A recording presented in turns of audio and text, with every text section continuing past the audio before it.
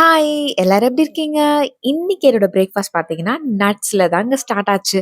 இன்னைக்கு வந்து ரொம்ப சிம்பிளா இந்த அத்திப்பழம், அப்புறம் பிஸ்தா, 2 பாதாம், 2 முந்திரி. இது இவ்வளோதான் என்னோட பிரேக்ஃபாஸ்ட்டே இருந்தது. தினம் வந்து ஏதாவது ஒரு ஃப்ரூட் சாப்பிட்டுட்டு இருப்பேன். இன்னைக்கு அதெல்லாம் சாப்பிடல. சரி ஓகே இது மட்டும் சாப்பிட்டுட்டா போதும் அப்படின்னு வச்சாச்சு. நான் வந்து சர்க்கரைவள்ளி கிழங்கு வேக வச்சேன். வேக வச்சுட்டு போய் எடிட்டிங் வேலை பண்ணிட்டு வரத்துக்குள்ள பார்த்தா தீஞ்சு போச்சு. ஐய்யய்யோ! அப்படின்னு சொல்லி அதுக்கப்புறம் ஆஃப் பண்ணேன். நல்ல வேலை ஒண்ணும் ஆகல. இல்லன்னா நிக்கி வந்து என்ன அவ்வளோதான் ஒரு வழி பண்ணியிருப்பா. அப்புறம் மத்தியானம் லஞ்சுக்கு வந்து பார்த்தீங்கன்னா 2 சப்பாத்தி சாப்பிட்டேன். அதுக்கப்புறம் மீன் குழம்பு கொஞ்சமா ஒரே ஒரு பீஸ் வந்து ஃபிஷ் வச்சுட்டு, அப்புறம் கொஞ்சோண்டு பாஸ்மதி ரைஸ் காலையில வந்து நிக்கிக்கு லஞ்ச் வந்து இந்த பாஸ்மதி ரைஸ் கூட அது சாப்பிடலான்னு எடுத்து வச்சேன். பட் அது சாப்பிட முடியல என்னால. கொஞ்சம் கால்வாசி தான் சாப்பிட்டேன். அந்த பவுல் ஃபுல்லா இருந்தது. பட் நான் சாப்பிடல அத. ஸோ அந்த லஞ்ச் வந்து சூப்பரா டேஸ்ட்டா சாப்பிட்டு முடிச்சுருவோம் அப்படின்னு சாப்பிட்டேன்.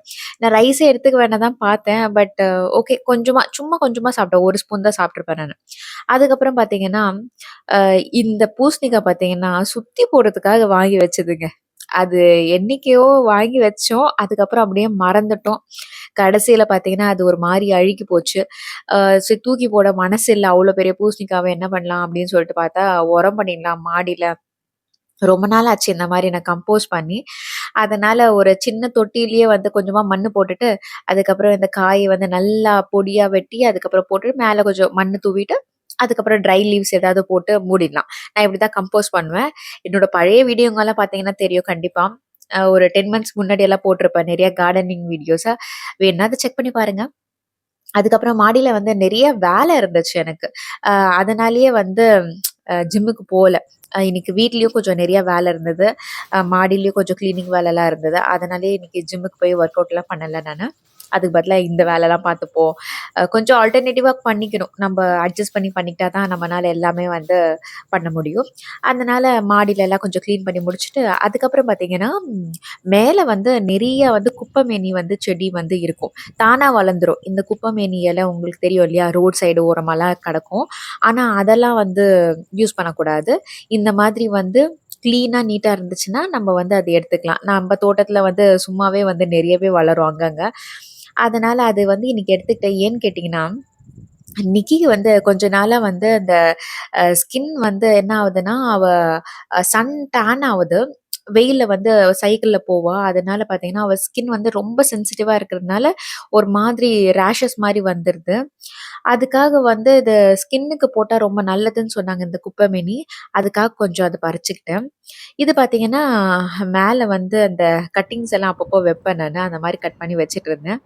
அந்த குப்பைமேனி இலைலாம் எடுத்துட்டு வந்துட்டு, ஃபுல்லா வந்து கிளீன் பண்ணிட்டு, நல்லா வாஷ் பண்ணிக்கணும். ஏதாவது பூச்சி எதுவுமே இல்லாம நல்லா வாஷ் பண்ணி எடுத்துக்கணும். வாஷ் பண்ணி எடுத்துட்டு, அதுக்கப்புறமா வந்து அரைச்சுக்கலான்னு நான் மிக்ஸியில அரைக்கல. நான் வந்து ஒரு புது அம்மிக்கல் வாங்கியிருந்தேன். சரிங்களா? அந்த அம்மிக்கல் வந்து ஆல்ரெடி வந்து அது சீசனிங் பண்ணி வச்சுட்டேன். அது வந்து ஒரு வாட்டி அரிசி போட்டு நல்லா வந்து அரைச்சு, அது வந்து கிளீன் பண்ணி வச்சுட்டேன். மறுபடியும் இன்னொரு வாட்டி அது பண்ணலான்னு சொல்லிட்டு, கொஞ்சமா அரிசி ஊற வச்சுட்டு, அத எடுத்து நல்லா அரைச்சுட்டு, அதுக்கப்புறம் அந்த அரிசிய அரைச்சுட்டு நம்ம தூக்கி போட்டுறணும். அப்போ அதுக்குள்ள இருக்க அந்த கல்லு, மண்ணு அதெல்லாம் சேர்ந்தாப்புல எல்லாமே அதோட ஒட்டிட்டு, எல்லாமே கிளீன் அவுட் ஆயி வந்துரும். நம்மளுக்கு அப்புறம் அந்த அம்மி வந்து ரெடி டூ யூஸ்ன்ற மாரி இருக்கும். சரிங்களா? அதனால நான் வந்து அந்த அரிசிய போட்டு கொஞ்சம் அரைச்சு எடுத்து கழுவி எடுத்து ஊத்திட்டேன். அதுக்கப்புறமா இந்த கிளீன் பண்ணி வச்சிருந்த அந்த ம் குப்பைமேனி இலை இருக்கு இல்லைங்களா? அந்த இலைய வந்து நல்லா உட்காந்து அரைச்சேன். எல்லா விதமான ஸ்கின் ப்ராப்ளம்ஸ்க்கும் ரொம்ப ரொம்ப நல்லது. இப்பலாம் இதெல்லாம் வந்து கடையிலேயே விக்க ஆரம்பிச்சுட்டாங்க. சோப்ஸ் கூட வருது இது. சோப் பார் மாதிரி வருது. பவுடரா கூட விக்கிது. உங்களுக்கு நாட்டு மருந்து கடையில வந்து கிடைக்கும் பவுடரு. இல்ல இலை, ட்ரை இலை அந்த மாரி எது வேணாலும் கிடைக்கும். நம்மளுக்கு ஃப்ரெஷ்ஷா கிடைக்கும்போது இந்த மாரிலாம் யூஸ் பண்ணிக்கணும். உங்க வீட்டு பக்கத்துல கூட எங்கேயாவது இருந்துச்சுன்னா, ஃப்ரெஷ்ஷா கிளீனா இருக்கணும். அப்பதான் நீங்க அது வந்து உங்க ஸ்கின்னுக்கு வந்து யூஸ் பண்ண முடியும். இல்லன்னா வந்து யூஸ் பண்ணாதீங்க. அது ஏன்னா எப்படி இருக்கும்னு தெரியாது நம்மளுக்கு. இது என்னோட கார்டன்ல இருந்ததுனால, அது கண்டிப்பா கிளீனா தான் இருக்கும்.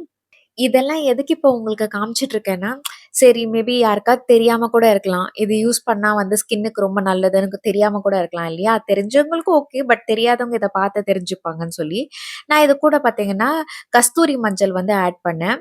இது பவுடரா நம்மளுக்கு கிடைக்கும் இல்லையா கடையில, அந்த கஸ்தூரி மஞ்சள வந்து ஒரு ஸ்பூன் வந்து இதில ஆட் பண்ணிட்டு, அதையும் சேர்த்து நல்லா அரைச்சு வந்து எடுத்துக்கணும். அவ்வளதான்.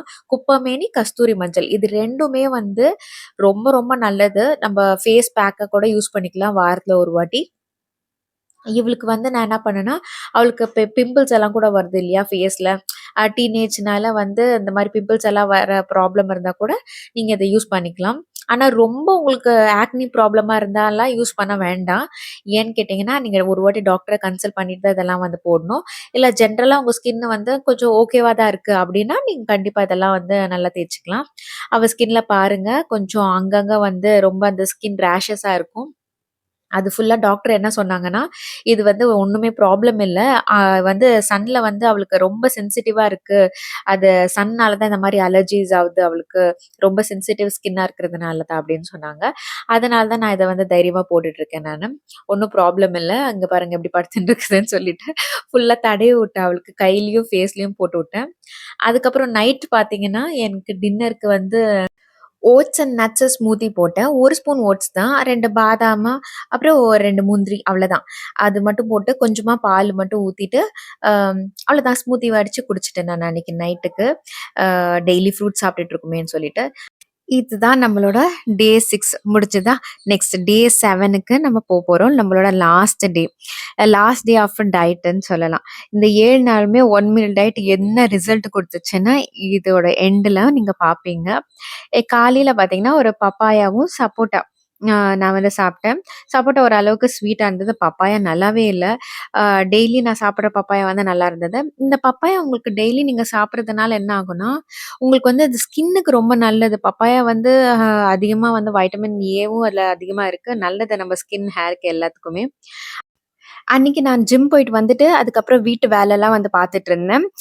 நெறைய லேடீஸ் வந்து யோசிக்கிறது என்னன்னா, இப்போ நம்ம வீட்டு வேலையே சரியா இருக்கு. தனியா ஒர்க் அவுட் வேற பண்றோமா, இதே ஒரு ஒர்க் அவுட் மாரி தானே அப்படின்னு. அதுதான் தப்பு பண்ணிடுறோம் நம்ப. ஏன்னா ஒர்க் அவுட்ன்றது வேற. நம்ம உடம்புக்காக தனியா டைம் எடுத்து நம்ம பண்ணணும். ஒரு ஒரு மசிலையும் ஒரு ஒரு நாள் நம்ம ஃபோக்கஸ் பண்ணி நம்ம ஜிம்ல பண்ணுவோம். வீட்ல நம்ம யோகா பண்ணாலும் ஓகே தான். எதுவா இருந்தாலுமே நம்ம உடம்புக்காகன்னு தனியா டைம் ஒதுக்கி நம்ம பண்ணணும். அது ரொம்ப ரொம்ப இம்பார்ட்டன்ட். நம்ம வீட்டு வேலையும் இதுவும் வந்து ஈக்குவலா நம்ம நெனச்சுக்க கூடாது. நெனச்சுக்கிறவங்களுக்கு சொல்றேன் இல்லையா? நெறைய பேருக்கு தெரியும். ஓகே. அன்னைக்கு நைட் பார்த்தீங்கன்னா, நான் வந்து இந்த ஃப்ரூட் தான் சாப்பிட்டேன்.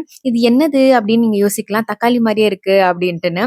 இது பெர்மிஷன் ஃப்ரூட்டாம். ஜாப்பனீஸ் ஃப்ரூட்டுன்னு சொன்னாங்க. வேற ஒண்ணும் இல்லங்க. இது தக்காளி ஜப்பான்ல வந்து இது தக்காளியா இருக்குன்னு நெனைக்கிறேன். நம்ம ஊர்ல ஃப்ரூட்டுன்னு வித்தாங்க. இது ஒரு பழம் பார்த்தீங்கன்னா, ₹50ன்னு சொல்லி வித்தாங்க. சரி எப்படிதான் இருக்குன்னு சொல்லி ட்ரை பண்ணலான்னு சொல்லி தான் வாங்கியிருந்தேன் நானு. இது தோலோடயே சாப்பிடலாம். நல்லா இருந்துச்சு. ரொம்ப நேரம் யோசிச்சேன். இது எந்த டேஸ்ட் மாரி இருக்கு? பேரிக்காய் டேஸ்ட் மாரியும் இருந்தது. அதுக்கப்புறம் பார்த்தீங்கன்னா, இந்த பேரீச்சப்பழம் வரும்ல, காய் பேரீச்சப்பழம் அந்த டேஸ்ட்ல இருந்தது. அதுக்கப்புறம் இதுவும் ஒரு ஆரஞ்சும் சாப்பிட்டு அன்னைக்கு என்னோட டின்னர் முடிஞ்சது. 7ஆம் தேதி காலையில வந்து என்னோட லாஸ்ட் டேட் அன்னைக்கு பார்த்தீங்கன்னா, என்னோட வெயிட் பார்த்தீங்கன்னா, 71 இருந்துச்சு. அ அதுதான் நானோட லாஸ்ட் டயட் டே.